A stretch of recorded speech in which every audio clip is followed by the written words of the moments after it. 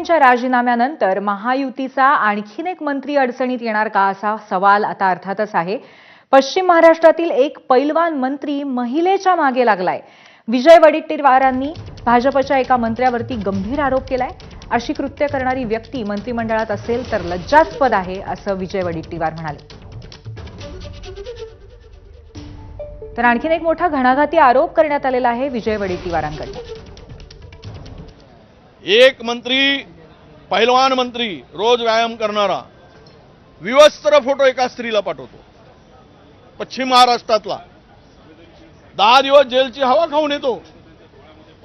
त्याच्या पलीकडे जाऊन 10,000 रुपयाचा माफी मागून न्यायालयात दंड भरतो आणि मंत्री झाल्यानंतर त्या महिलेच्या मागे लागतो ब्लॅकमेल करायला। विवस्त्र फोटो पाठवलेला मंत्री जर मंत्रिमंडळात असेल आणि यापेक्षा लज्जास्पद,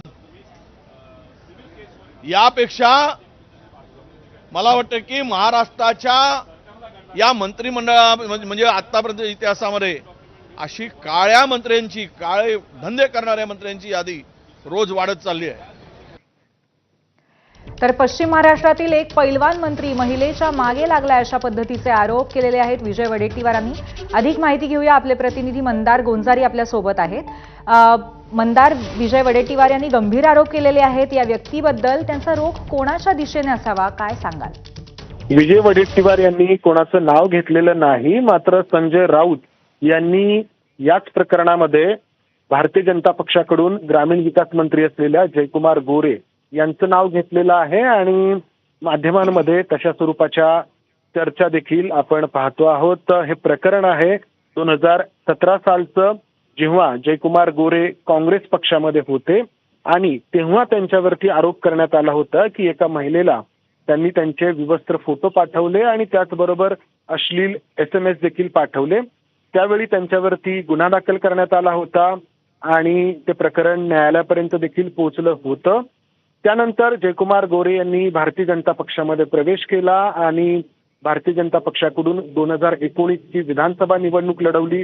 2019च्या लोकसभा निवडणुकीत देखील त्यावेळेच्या भाजपच्या उमेदवाराचं त्यांनी काम केलं आणि त्यानंतर हे सगळं प्रकरण जे आहे ते न्यायालयीन पातळीवरती थांबलं असं सांगण्यात येतं आहे। मात्र पुन्हा या महिलेला आता धमकीचा एक निनावी पत्र आल्याचं सांगितलं जातंय आणि त्यामुळं या महिलेने पुन्हा एकदा आंदोलनाचा इशारा दिलेला आहे आणि आपल्याला जी काही धमकी आलेली आहे तर ती या जयकुमार गोरे यांच्याकडून आलेली असू शकते असं या महिलेचं म्हणणं आहे आणि त्यामुळं विरोधी पक्षांकडून जयकुमार गोरे यांच्यावरती टीका होती। धन्यवाद मंदार, आपण दिलेल्या माहितीबद्दल। तर जी महिला होती तिला पुन्हा एकदा अशा पद्धतीचं एक निनावी पत्र धमकी देणारं आल्यामुळे पुन्हा एकदा जयकुमार गोरे यांच्याकडे तिचा रोख असल्याचं कळतंय आणि हेच कुठेतरी निमित्त होत पुन्हा एकदा आता विरोधकांकडनं जयकुमार गोरे यांच्यावरती टीका होते। खासदार संजय राऊत यांनी नाव घेऊन हे गंभीर आरोप केलेले आहेत, तर विजय वडेट्टीवारांनी नाव न घेता मंत्र्यांवरती एक पश्चिम महाराष्ट्रातील मंत्री या मथळ्याखाली त्यांच्यावरती आरोप केलेत। विजय वडेट्टीवार नेमकं काय म्हणालेत आपण पाहूया। एक मंत्री पैलवान मंत्री रोज व्यायाम करणारा विवस्त्र फोटो एका स्त्रीला पाठवतो। पश्चिम महाराष्ट्रातला 10 दिवस जेलची हवा खाऊन येतो। त्याच्या पलीकडे जाऊन 10,000 रुपयाचा माफी मागून न्यायालयात दंड भरतो आणि मंत्री झाल्यानंतर त्या महिलेच्या मागे लागतो ब्लॅकमेल करायला। विवस्त्र फोटो पाठवलेला मंत्री जर मंत्रिमंडळात असेल आणि यापेक्षा लज्जास्पद, यापेक्षा मला वाटतं की महाराष्ट्राच्या या मंत्रिमंडळा म्हणजे आतापर्यंत इतिहासामध्ये अशी काळ्या मंत्र्यांची, काळे धंदे करणाऱ्या मंत्र्यांची यादी रोज वाढत चालली आहे। तर अशा पद्धतीने खासदार संजय राऊत यांनी सुद्धा आरोप केलेले जयकुमार गोरे यांच्यावरती आणि त्यांच्यावरती केलेले आरोप अर्थातच गंभीर आणि त्याचप्रमाणे थेट नाव घेऊन केलेले आहेत। विजय वडेट्टीवारांनी मात्र स्पष्टपणे नाव घेतलेलं नाहीये। पश्चिम महाराष्ट्रातील एक पैलवान मंत्री महिलेच्या मागे लागलाय अशा पद्धतीचे हे खुलासे होते। आपल्यासोबत सामाजिक कार्यकर्ते अंजली दमानी आहेत. आपण त्यांच्याशी संवाद साधूया.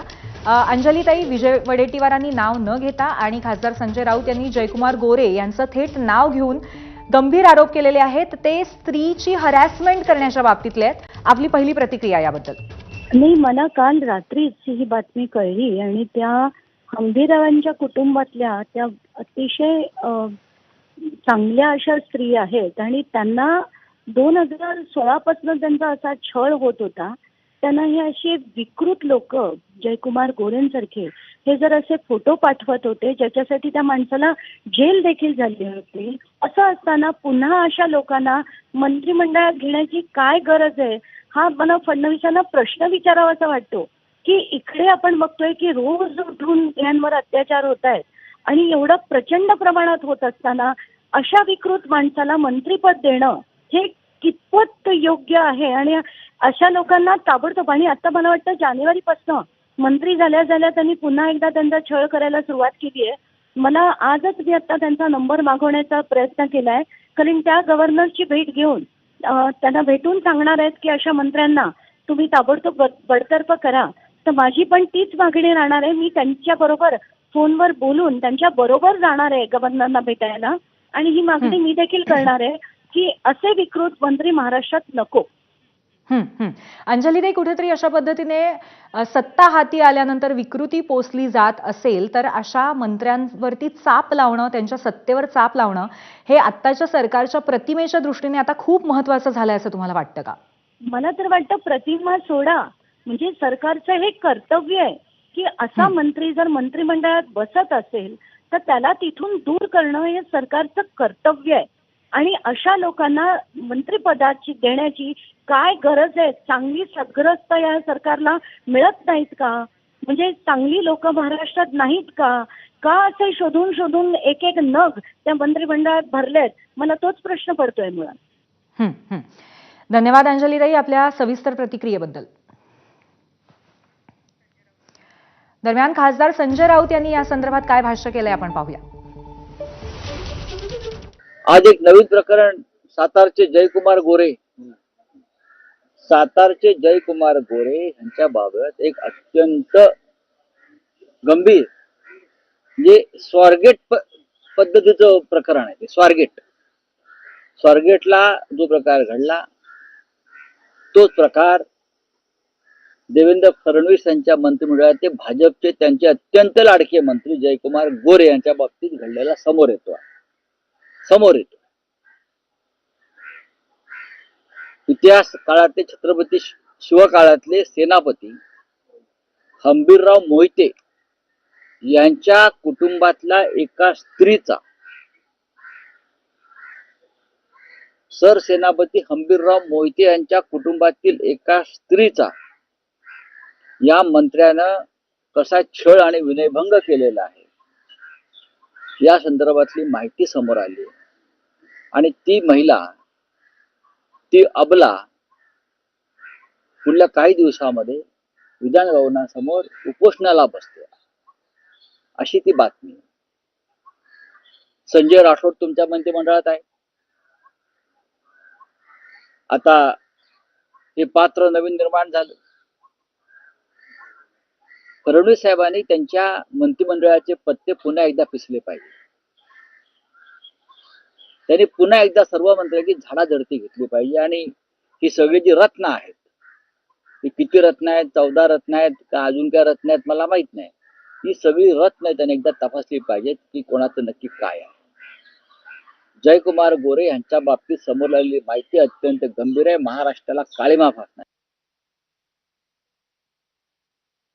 तर खासदार संजय राऊत यांनीही जयकुमार गोरे यांच्यावरती गंभीर आरोप केलेले आहेत. तपशील त्यांनी या संदर्भातले दिलेले आहेत. जयकुमार गोरे ही विकृत मंत्री आहेत आणि या संदर्भात आपण अमित शहा यांच्याकडे तक्रार करणार असल्याचंही त्यांनी म्हटलंय. पीडित महिला या संदर्भामध्ये पुन्हा एकदा उपोषण करणार असल्याचं त्यांनी सांगितलंय. दरम्यान मुख्यमंत्री फडणवीसांनी आपल्या मंत्रिमंडळातील पत्ते पुन्हा एकदा पिसावेत, आपल्या संपूर्ण मंत्रिमंडळाचा आढावा घ्यावा अशा आशयाचं वक्तव्यही त्यांनी केलेलं आहे. पीडित महिला काही दिवसात विधान भवनासमोरच उपोषण आंदोलन करणार आहे असंही कळतंय. खासदार संजय राऊत यांनी नाव घेऊन आणि काही तपशील सांगत जयकुमार गोरे यांच्यावरती आरोप केलेले आहेत. तर दुसरीकडे काँग्रेस नेते विजय वडेट्टीवार यांनी सुद्धा नाव न घेता जयकुमार गोरेंवरती आरोप केलेत. या दोन्ही नेत्यांनी जयकुमार गोरेंवरती नेमके काय आरोप केलेत पाहूयात. एक मंत्री, पहिलवान मंत्री, रोज व्यायाम करणारा विवस्त्र फोटो एका स्त्रीला पाठवतो. पश्चिम महाराष्ट्रातला 10 दिवस जेलची हवा खाऊन येतो.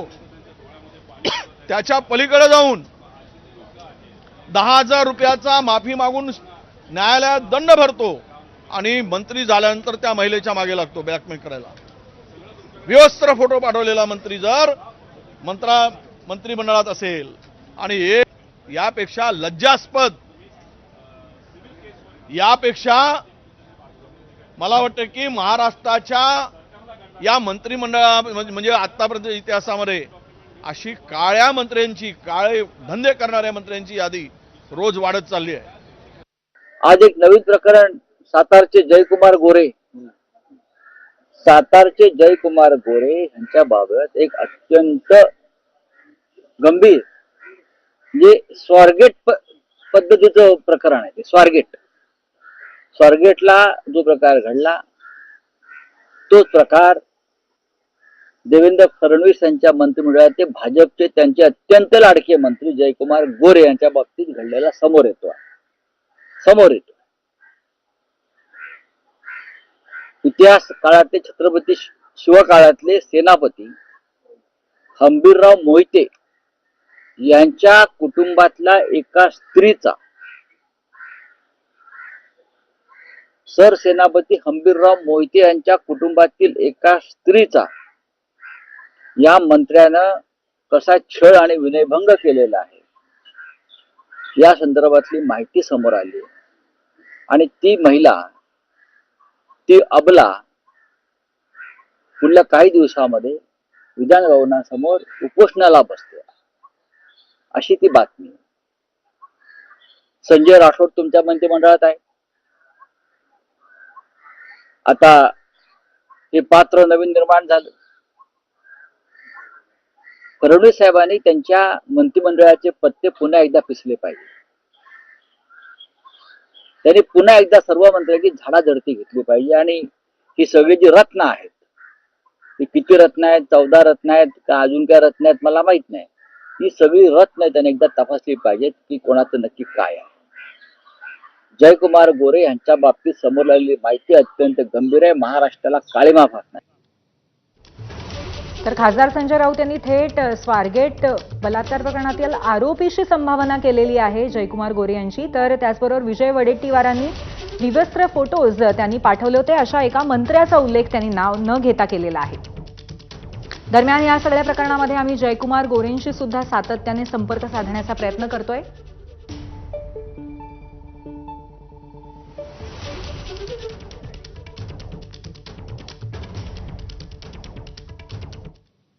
प्रश्न असा आहे की हा नैतिकतेचा मुद्दा आहे ना. काही गोष्टी म्हणजे मी जे म्हणतो की नैतिकता यांच्या आसपास मैलभर फिरत नाही, तरी नैतिकतेवर बोलावं लागतं. आमचं आम्ही बघू विरोधी पक्षाचं. तुम्ही मुख्यमंत्री म्हणून, सरकार म्हणून काय करताय, हे सगळे प्रश्न मी केंद्राकडे सुद्धा पाठवणार आहे. अमित शहाना पत्र लिहून सांगणार आहे की आपण त्यात लक्ष घाला.